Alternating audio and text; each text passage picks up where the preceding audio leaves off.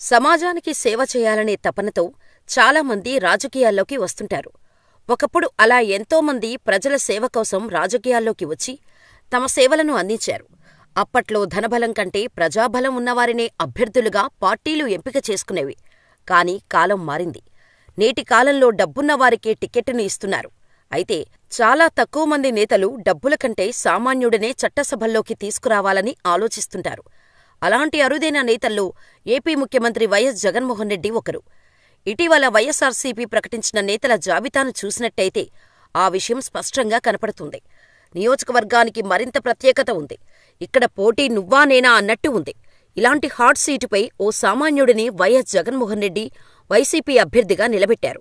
సాధారణ దిగువ మధ్యతరగతి కుటుంబానికి చెందిన వీరాంజనేయులు అనే వ్యక్తిని సింగనమల వైఎస్ఆర్సీపీ అభ్యర్థిగా నిలబెట్టారు. వీరాంజనేయులు టిప్పర్ డ్రైవర్గా పనిచేస్తూ కుటుంబాన్ని చూసుకునేవారు. వీరాంజనేయులు, వీర ఇలా ఏ పేరుతో పిలిచినా పలికే వ్యక్తిగా స్థానికంగా మంచి గుర్తింపు ఉంది. వీరాంజనేయులు 2014 ఎంఎడ్ను పూర్తి చేశారు. అనంతరం ప్రజలకు సేవ చేయాలనే కోరికతో రాజకీయాల్లోకి వచ్చారు. తన తండ్రి కూడా గతంలో సర్పంచ్గా పనిచేశారు.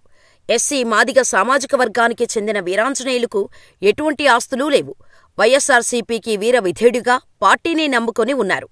అలాంటి వీర విధేయుడికి పేద కుటుంబానికి చెందిన వీరాంజనేయులకు సీఎం జగన్ ఎమ్మెల్యే అభ్యర్థిగా పోటీ చేసే అవకాశమిచ్చారు. డబ్బులు ఉంటేనే సీటు అనే విధంగా ఉన్న నేటి రాజకీయాల్లో వీరాంజనేయులు లాంటి పేద వ్యక్తిని చట్టసభల్లోకి పంపే అవకాశం కల్పించారు సీఎం జగన్. ఎన్నికల్లో పోటీ చేయాలంటే కోట్ల కొద్దీ డబ్బుండాలి. అవి ఇస్తేనే తమ పార్టీ టిక్కెట్టుని ఇస్తామని చెప్పుకునే నాయకులు ఎందరో ఉన్నారు. టీడీపీ అధినేత చంద్రబాబు సైతం కోట్లాది రూపాయలు ఇచ్చేవారికే టిక్కెట్లు ఇస్తున్నట్టు ఆ పార్టీ నేతలే చెబుతున్నారు. కాని సీఎం జగన్మోహన్ రెడ్డి మాత్రం నోట్ల కట్టలు చూడలేదు. ప్రజల సంక్షేమాన్ని దృష్టిలో ఉంచుకుని అదే ప్రామాణికంగా వీరాంజనేయులు, మరికొందరు నేతలకు సీట్లు కేటాయించారు సీఎం జగన్. నిరుపేద కుటుంబానికి చెందిన వీరాంజనేయులకు టికెట్టు కేటాయించి సీఎం జగన్ రికార్డు సృష్టించారు.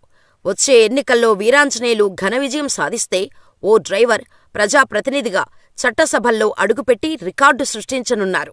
2019 ఎన్నికల సమయంలోనూ పేద కుటుంబానికి చెందిన నందిగామ సురేష్ను వైసీపీ ఎంపీ అభ్యర్థిగా పోటీ చేయించి గెలిపించారు. ఇలా ప్రజా సంక్షేమం కోసం నోట్ల కట్టలు చూడకుండా అతి సామాన్యులకు సైతం టికెట్లు కేటాయిస్తే సీఎం జగన్మోహన్ రెడ్డి రాజకీయాల్లో కొత్త ఒరవడి సృష్టిస్తూ అసలైన రాజకీయాన్ని అర్థం చెబుతున్నారని రాజకీయ విశ్లేషకులు అంటున్నారు.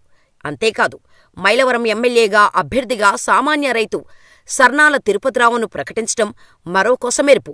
పార్టీ కోసం పనిచేసినా వారిని తాను గుర్తిస్తానని జగన్ చెప్పడం మాత్రమే కాదు, చేసి చూపించారు కూడా. మైలవరంలో సామాన్య పేద రైతైన తిరుపతిరావు వైసీపీ నుంచి బరిలో ఉన్నారు. ఇక్కడ డబ్బు, పలుకుబడి ఉన్న టీడీపీ నుంచి బరిలో ఉన్నారు. ధన ప్రవాహంతో, ఓట్లతో గెలవొచ్చని టీడీపీ భావిస్తోంది.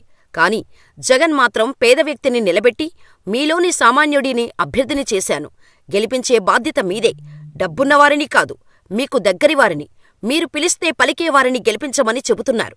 వైసీపీ నుంచి పేదవారిని, పేరులేని వారి నిరుపేదలను బరిలోకి దించడంతో టీడీపీ అధినేత చంద్రబాబు నాయుడు, జనసేనాని పవన్ కళ్యాణ్లకు షాకుల మీద షాకులు తగులుతున్నాయి. ఈ వ్యూహమేంటో తెలియక తలలు పట్టుకున్నారు. తాము డబ్బు సంచులు చూసి టికెట్లు ఇస్తుంటే జగన్ కనీసం డిపాజిట్ కూడా చేయటానికి డబ్బులు లేని వారిని బరిలోకి దించడంతో ఉక్కిరిబిక్కిరి అవుతున్నాయి ప్రతిపక్షాలు. జగన్ స్ట్రోక్ మీద స్ట్రోక్ ఇస్తూ బాబుకు పంచుల మీద పంచులు విసురుతున్నారు.